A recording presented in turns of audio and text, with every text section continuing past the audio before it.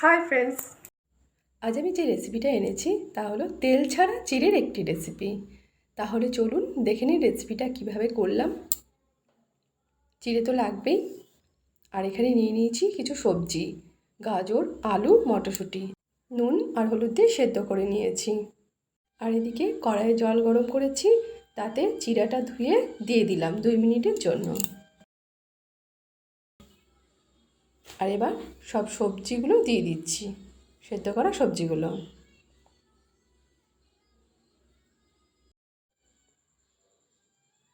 এবারে ভালো করে মিশিয়ে নেব। মিশিয়ে নেওয়া হয়ে গেছে। এবারে দিয়ে দিচ্ছি গোলমরিচ গুঁড়ো, আবার মিশিয়ে নিলাম।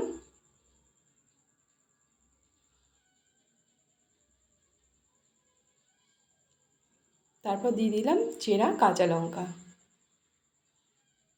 এটা খুব অল্প সময়ে হয়ে যায় আর একদম তেল ছাড়া, দেখতেই তো পেলেন। আপনারা রেসিপিটা বাড়িতে করবেন, আর ইচ্ছে হলে শসা আর পেঁয়াজ কুচি দিয়েও এটা খেতে পারেন। আমার এই রেসিপিটা আপনাদের যদি ভালো লাগে তাহলে শেয়ার করে দেবেন। আবার অন্য রেসিপি নিয়ে আসবো। আজকের মতো বাই।